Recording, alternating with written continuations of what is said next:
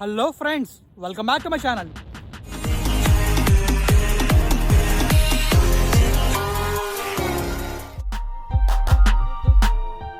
Friends, మీరు కనుక first time నా ఛానల్లోకి వచ్చినట్టయితే నా ఛానల్లో వీడియోస్ అని చూడండి.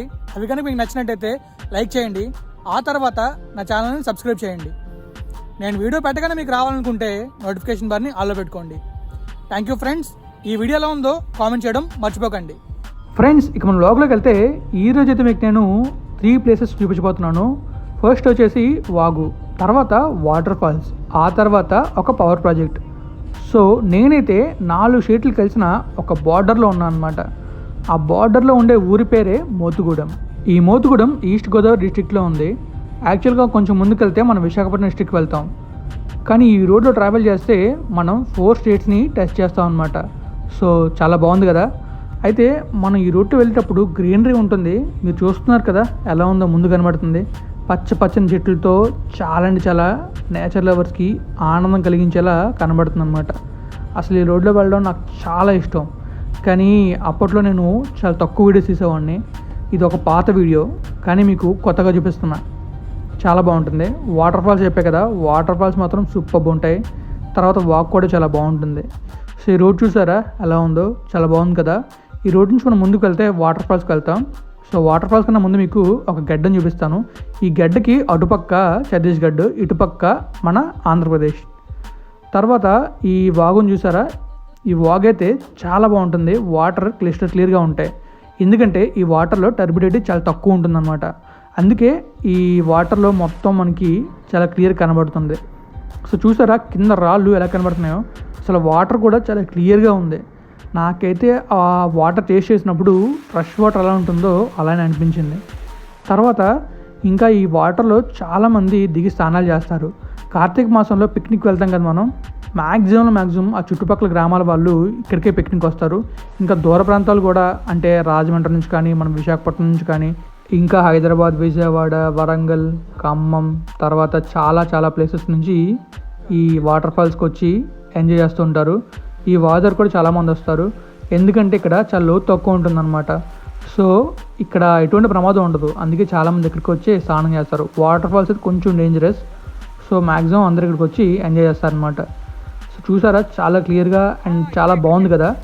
మీకు కనుక నచ్చితే లైక్ చేయండి. నాకు తెలిసి ఇటువంటి వాటర్ ఫాల్స్ మన ఆంధ్రాలో ఇంకెక్కడా లేదనుకుంటున్నా. మన ఆంధ్రాలో ఈస్ట్ గోదావరి డిస్టిక్లో పొల్లూరు దగ్గరలోనే ఉందనుకుంటున్నాను. చాలా అంటే చాలా బాగుంటుంది. నేను చాలా వాటర్ ఫాల్స్కి వెళ్ళాను, కానీ ఇంత ఫ్రెష్ వాటర్ మాత్రం ఇక్కడ చూసాను అనమాట. కానీ చూసారు అక్కడ ప్రెజర్ ఎలా వస్తుందో అండ్ ఫోర్స్ ఎలా ఉందో, వాటర్ ఫోర్స్ చాలా బాగుంటుంది. మీరు చూసుకుంటుంటే ఇది నేను తీసిన వీడియో అనమాట. కింద మనం చూసుకుంటే క్లియర్ కనబడుతుంది. రాళ్ళు అయితే ఒక 20-30 సెంటీమీటర్స్ ఉంటుంది లోతు అయితే మాత్రం. అంటే ఒక 2 ఫీట్ దగ్గర ఉంటుంది, 60 సెంటీమీటర్స్ ఉంటుందండి. నా కాలు చాలా లోతుకి పెరిగింది.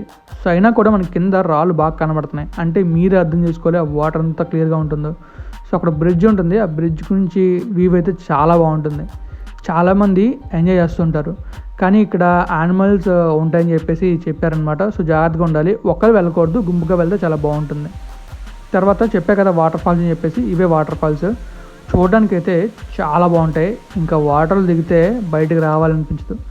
చూస్తే భయంగా ఉన్నా కానీ దిగితే మాత్రం బయటికి రాము, ఆ విధంగా ఉంటుందన్నమాట. యాక్చువల్గా ఈ వాటర్ ఫాల్స్ దగ్గర ఒక జాతర జరుగుతుంది. ఆ జాతర జరిగేటప్పుడు ఒక గోల్డెన్ ఫిష్ బయటకు వస్తుందన్నమాట. ఆ గోల్డెన్ ఫిష్ ఎవరికైతే కనబడుతుందో వాళ్ళు చాలా అదృష్టవంతులు. తర్వాత వాళ్ళకి మంచి జరుగుతుందని చెప్పేసి అక్కడ గ్రామస్తులు చెప్తూ ఉంటారు. మా అదృష్టం ఏంటంటే మా ఫ్రెండ్స్తో కలిసి ట్రిప్కి వెళ్ళినప్పుడు మా ఫ్రెండ్లో ఒకరికి ఆ గోల్డెన్ ఫిష్ కనిపించింది. కనిపిస్తే ఏమైందంటే వాడిని పిలిచాడు, ఫిష్ ఉందిరా కనబడుతుంది అన్నాడు. సో నేను వెళ్ళి చూసాను, నాకు కనిపించింది. ఆ రోజు నా అదృష్టం లేకపోతే ఏంటో తెలీదు. యాక్చువల్గా నేనైతే వాటర్ ఫాల్స్ నుంచి పడిపోయి పైకి వెళ్ళిపోవాల్సింది. కానీ మరి ఎలా బతికి నాకే తెలీదు. జస్ట్ ఒక చిన్న కర్ర కాపాడేసిందనండి. ఇంకొక దరిద్రం ఏంటంటే నాకు తప్ప ఇంకెవరికి డ్రైవర్ రాదు అక్కడ. సో నాకేమైనా వాళ్ళని హాస్పిటల్ తీసుకోవడానికి చాలా కష్టం, మోసుకుని వెళ్ళాలి. సో నా అదృష్టం బాగుండి బతికిపోయాను అనమాట. యాక్చువల్గా మనకి అడ్వెంచర్ చేయడానికి ఇష్టం కదా. అక్కడ ముందు వాటర్ కనబడుతుంది చూసారా, ఆ వాటర్ నుంచి అటుపక్క రాయి మీదకి ఎక్కాను. మనకి చూడడానికి చాలా చిన్నగా కనబడుతుంది, కానీ చాలా అంటే చాలా ప్రెజర్తో వాటర్ వస్తుంది అనమాట. మనం ఏమాత్రం సరిగ్గా దాటకపోతే కొట్టుకుపోయి కింద పడిపోతాం. సో అక్కడ అన్ని రాళ్ళు కూడా చాలా షార్ప్గా ఉన్నాయి, తగిలితే మాత్రం ఖచ్చితంగా పగిలిపోద్ది ఏదో ఒకటి. సో మనం వాటర్ ఫాల్స్కి వెళ్ళి మాత్రం పైకి ఎక్కకుండా కింద స్నానం చేసుకుంటే చాలా బాగుంటుంది. పైకి ఎక్కితే చాలా రిస్క్, ఎందుకంటే చాలా సొరంగాలు ఉంటాయని చెప్పేసి అక్కడ గ్రామస్తులు చెప్తున్నారు. మనకి కింద స్నానం చేసుకుంటే మనకు ప్రాబ్లం ఉండదు, అక్కడ వాటర్ కూడా చాలా బాగుంటుంది. మీకైతే నేను అండర్ వరల్డ్ ఫోటోగ్రఫీ తీసాను అనమాట. సారీ, అండర్ వరల్డ్ కాదండి, అండర్ వాటర్ ఫోటోగ్రఫీ, అది కూడా చాలా బాగుంటుంది చూడండి. సో ఇక్కడ రంగులు కూడా మనకు దొరుకుతాయి అనమాట. అంటే పనికొచ్చే కాదు, జస్ట్ మనకి మొక్కల్లో వేసుకోవడానికి, తర్వాత చూపించడానికి చాలా అంటే చాలా బాగుంటాయి. సో మీకు చెప్పే కదా అండర్ వాటర్ ఫోటోగ్రఫీ అని చెప్పేసి, సో అది నేనే. యాక్చువల్గా నేను ఈ వీడియో పెట్టా కానీ జస్ట్ మీకు ఇన్ఫర్మేషన్ ఏం అవ్వలేదు. సో ఈసారి ఇన్ఫర్మేషన్ ఇస్తూ అండర్ వాటర్ ఫోటోగ్రఫీ మీకు చూపిస్తున్నా. చాలా బాగుంది కదా. అసలు ఎటువంటి ప్లేసెస్కి వెళ్తే మాత్రం ఎటువంటి ఫొటోస్ మాత్రం మిస్ చేసుకోకండి, ఎందుకంటే మనం మళ్ళీ మళ్ళీ వెళ్ళాలనుకున్నా వెళ్ళాం. యాక్చువల్గా 2019 డిసెంబర్లో మేము వెళ్ళాం, మా ఫ్రెండ్స్ అందరితో కలిసి ట్రిప్కి వెళ్ళాం. అప్పుడైతే ఫుల్ ఎంజాయ్ చేస్తాం. నియర్లీ 3 వాటర్ ఫాల్స్కి వెళ్ళాం, కానీ ఎటువంటి వాటర్ ఫాల్స్ మాకు ఎక్కడ కనిపించలేదు. కొత్తపల్లి వాటర్ ఫాల్స్కి వెళ్ళాం, డిస్క్రిప్షన్ లింక్ పెడతాను, ఆ వాటర్ ఫాల్స్ ఎలా ఉంటుందో చూడండి. తర్వాత డుడుమా వాటర్ ఫాల్స్కి వెళ్ళాం, ఆ వాటర్ ఫాల్స్కి వెళ్ళాం కానీ ఫోటోస్ తీసుకున్నాం, ఎందుకంటే అది లాస్ట్ డే ఆఫ్ ట్రిప్ అనమాట, మళ్ళీ వెళ్ళాలనిపించలేదు. సో అందుకని చెప్పేసి మ్యాక్సిమం నాకు నచ్చిన వాటర్ ఫాల్స్ అయితే ఇదే. ఖచ్చితంగా నేను మళ్ళీ వెళ్ళినాను మాత్రం. అప్పట్లో నాకు ఇంత నాలెడ్జ్ ఉండేది కాదనమాట, లైక్ ఎలా అంటే ఇంత మంచిగా వీడియో తీసి పెట్టాలని చెప్పేసి. కానీ తీసిన వీడియోస్ అయితే మాత్రం ఉన్నాయి. సో వాటి వల్ల ఇప్పుడు నేను మీకు ఈ వాటర్ ఫాల్స్ని చూపిస్తున్నాను. సో మళ్ళీ మీకు ఖచ్చితంగా ఈ వాటర్ ఫాల్స్ని చూపిస్తాను. తర్వాత మనం ఆ వాటర్ ఫాల్స్ దిగిన ఫోటోగ్రఫీ, ఇంకా అడ్వాన్స్డ్గా మంచి లుక్స్తో మీకైతే ఈ వాటర్ ఫాల్స్ని చూపిస్తాను అనమాట. మీరు కూడా వెళ్ళుంటే కామెంట్ చేయండి, లేదా ఫస్ట్ టైం చూస్తున్నట్టయితే షేర్ చేయండి, ఎందుకంటే అందరికీ తెలియాలి కదా ఈ వాటర్ ఫాల్స్ ఉందని చెప్పేసి. సో తెలిస్తే చాలామంది వెళ్తారు, వెళ్ళి ఎంజాయ్ చేస్తారనమాట. కానీ వెళ్ళిన వాళ్ళు మాత్రం చాలా జాగ్రత్తగా ఉండండి. తర్వాత ఎటువంటి ప్లాస్టిక్ వ్యర్థాలని అక్కడ పడేయకండి. ఇంత మంచిగా ఉన్న వాటర్ ఫాల్స్ని అందరూ వెళ్ళి చెడగొట్టకుండా మన ఎంజాయ్మెంట్ మనం చేసి వచ్చేస్తే బెటర్. మనం వెళ్ళి ప్లాస్టిక్ వ్యర్థాలను పడేసి అవి కానీ చేసామంటే మాత్రం చాలా అంటే చాలా ప్రాబ్లం మనకే అవుతుంది. ఇటువంటి వాటర్ ఫాల్స్ మనం ఇలా వీడియోలు చూసుకోవడం తప్ప డైరెక్ట్గా చూడలేం అనమాట. సో అందుకని చెప్పేసి మీరు వెళ్ళేటప్పుడు మీతో ఒక బ్యాగ్ తీసుకెళ్ళండి. మీరు తీసుకెళ్ళిన వేస్ట్ చేసిన ప్లాస్టిక్ వ్యర్థాలని ఆ బ్యాగ్లో పడేయండి. తర్వాత బ్యాగ్ తీసుకొచ్చి సో డస్ట్బిన్లో పడేస్తే దాన్ని రీసైకిల్ చేయడమో లేకపోతే ఏమైనా చేయడమో చేస్తారు.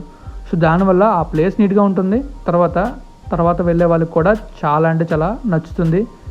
ఇంకా ఆ నేచర్ బ్యూటీ ఎప్పటికీ అలానే ఉంటుందన్నమాట. సో నేనైతే నీటిలో రాయి వేసినప్పుడు నీళ్ళు పైకి తోలే, సో 2 స్టెప్స్ వెళ్ళాయి అనమాట. యాక్చువల్గా 3 స్టెప్స్ వెళ్ళాలి, కానీ 2 స్టెప్స్ వెళ్ళింది. చాలా బాగుంది కదా. సో థర్డ్ మీకు చూపించేది పవర్ ప్రాజెక్ట్. ఇది వచ్చేసి మన దిగువ సీలేరు పవర్ ప్రాజెక్ట్ అనమాట. సీలేరు అనే ఊర్లో ఒక పవర్ ప్రాజెక్ట్ ఉంది. సో దాని తర్వాత ఉండే పవర్ ప్రాజెక్ట్ అనమాట ఇది. మోదుగూడ అనే ఊర్లో ఉంటుంది. సో ఇక్కడ పవర్ ప్రాజెక్ట్ ఎలా వర్క్ అవుతుందంటే, మనకి ఆ ముందు కొండ కనబడుతుంది కదా, కొండలోంచి పైపులు అయితే కనబడుతున్నాయి. ఆ పైపులు వచ్చేసి ఈ బిల్డింగ్ కనబడుతుంది కదా, బిల్డింగ్ కింద టర్బైన్స్ ఉంటాయి, వాటికి కనెక్ట్ ఉంటాయి అనమాట.